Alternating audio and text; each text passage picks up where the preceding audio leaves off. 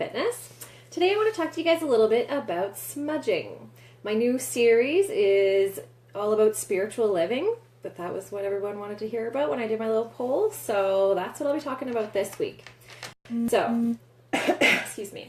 Smudging is a ritual where the leaves of the sage plant are burned and the smoke is directed onto areas that are in need of clearing and protection.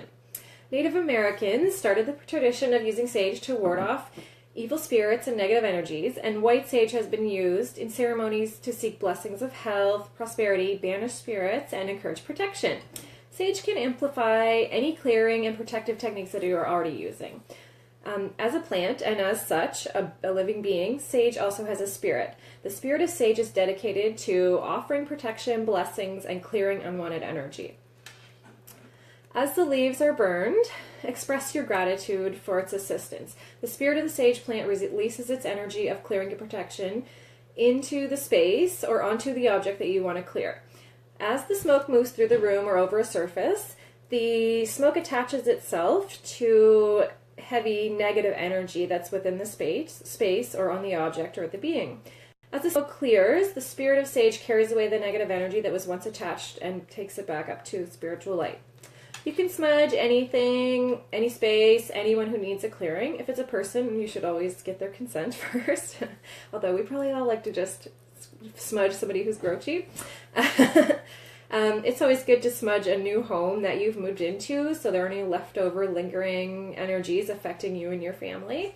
If you have any weird happenings in your home and suspect there are like negative or low-level entities hanging around, it would be an appropriate time to do a thorough smudging. You can smudge before you meditate and clear out any negative energy or low energy that might hinder your practice. When my daughter, who's over there playing with the dog, when she was younger, she really hated sleeping by herself. She was always trying to crawl in bed with me and Sean, or crawling in bed with her sisters in the middle of the night. So finally she got a bit older and she was sleeping in her own bed. However, she would always wake up with nightmares. So I started smudging her room every night before she went to bed, and it worked. She began sleeping through the night with no nightmares, and for the longest time I had to do it every night. She would not go to bed without me smudging her room first. As well, I use smudging, to clear the air if there's been an argument in the house. With 3 teenage daughters in the house, and none of us are really morning people, it's bound to happen occasionally. And as you can imagine, with 4 women living in the house, certain times of the month are more susceptible to miscommunications. I work from home, so basically my morning is taking care of everyone and getting them out the door. Krista wants to know if I smudge often. I haven't really lately because there's been less, like one of my daughters moved out, so less kerfuffle in the morning kind of thing, but I used to do it quite often. Yeah, so I get everybody out the door in the morning, and then I can kind of breathe. So sometimes it goes smoothly, and other times people are rushing around, looking for lost homework, or, looking for clothing. As I said, my oldest has moved out to her own place now, but when she was here, there were always morning arguments where people were fighting, the girls were fighting about clothes and God knows what else. So yeah, it was a little crazy. I'm really glad these days are over. Anyway, there were many mornings where as soon as the last person went out the door, I just locked the door and ran to get the sage and smudge the whole house so that tense, anxious energy wouldn't continue to affect me all day long. So, how to smudge using sage. You'll need an abalone shell, which looks like this. Mine's kind of burnt because I've been using it for years. Although I just read today that these are endangered, so you can also use like a heat-resistant bowl. This is a sage wand. I haven't used it too much yet, but this is white sage. So all you do is light the end of it, and it'll start once it lights on fire. You blow the fire out, and then it continues to smoke. And then you use your feather, or if you don't have a feather, you can use your hand or like a piece of cardboard or whatever to waft the smoke to where you want it to go. It's important to note that the spirit of the sage knows just how much negativity or heaviness needs to be released. So it's going to burn as long as it needs to burn. If you're done and the sage is still burning, just don't try to put it out. Just place it aside and let it burn out till it's done, because obviously it hasn't finished its job yet. So sometimes it happens really fast and there's not too much to do, and other times you can use your whole wand in one sitting. So as you begin your smudging ritual, you must set an intention. If you're wanting to use the smoke of the sage to cleanse and protect, it's important you ask and set the intention that this is what's going to happen. As you work around your way around the space to cleanse, I suggest repeating a mantra to remind the energies that you are releasing to remind the energies that you are releasing that they are unwelcome and they are being asked to leave. For example, as you smudge, you can repeat, I intend all energies that no longer serve me to be released from me and this space and into the divine light. You no longer have nor hold power here. Loving and peaceful energy is welcome and invited now. Only high energy is welcome in this space. This is my sacred space, and anything that no longer serves me is released with the sacred smoke. Yeah, Jennifer, I was just saying you can use the feather, but if not, you can just use your hand to waft it, or you can use a piece of cardboard or paper, whatever works, whatever you can find. So if you're going to do a room, you make sure all the doors are closed and windows are closed, and you start like in the back corner of the room. I'm gonna light this now, just hang on a second. You would start in the back corner of the room. You would go from the bottom of the corner and go up the corner, like start at the bottom here. Just bend down and do it like this.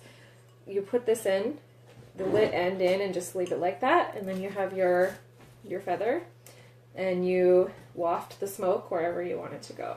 I don't know if you guys can see the smoking. So I can waft it towards you or waft it that way. So yeah, so you would start at the back corner, and you would start at the floor and let the smoke waft up, and then do the corner, right, all the way up to the ceiling, and then you go along the wall, keep going, and then get to the next corner and do the same thing.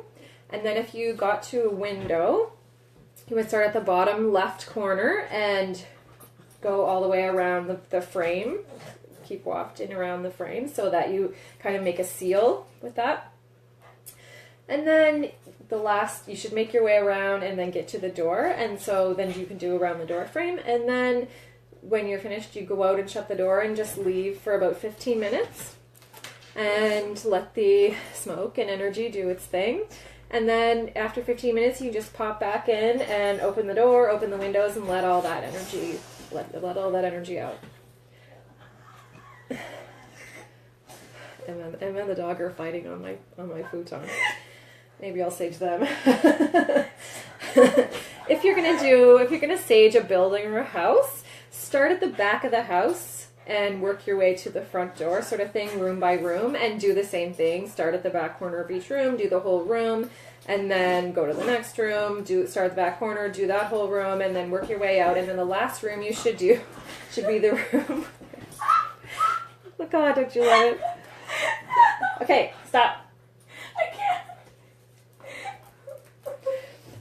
Anyway, as I was saying, the last room you do should be the room with the front door or the door, and you just finish, go out, and again, just go out for 15 minutes, and then you come back and open the windows and the doors and let all that energy out. If you want to smudge yourself for another person, you stand up. I'm going to stand up here. Don't mind my dress and slippers.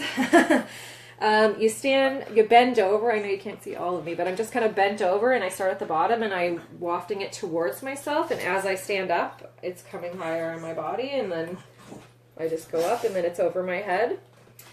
And then if somebody else wanted to do it for you, then they would kind of crouch on the bottom and waft it towards you and go up, and then you would turn around slowly in a circle, and they would just stay in one spot. So you would kind of turn, and they would just get all of you.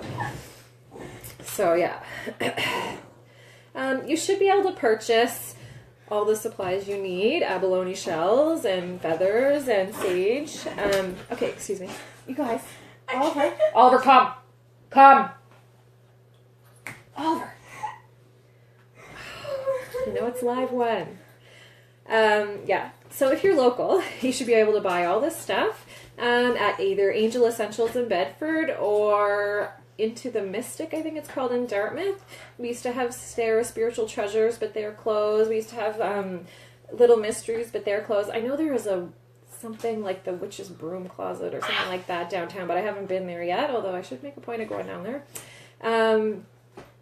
Yeah, and so yes, you can buy them locally, or I'm sure you can order all your supplies online. I'm going to peek on Amazon and see if there's anything there, and I'll post a link in my blog. Okay, this is getting right in my face now. Just going to lay it on the table. Maybe it's keeping on going because these guys are crazy. Yeah, so that's what I have to say about smudging. A little history, a little how-to, and hopefully you enjoyed it. Hopefully you learned something today, and if it seems like something you'd like to do, give it a try and let me know. I'd love to hear about it. Thanks, guys. I'll talk to you tomorrow. Bye!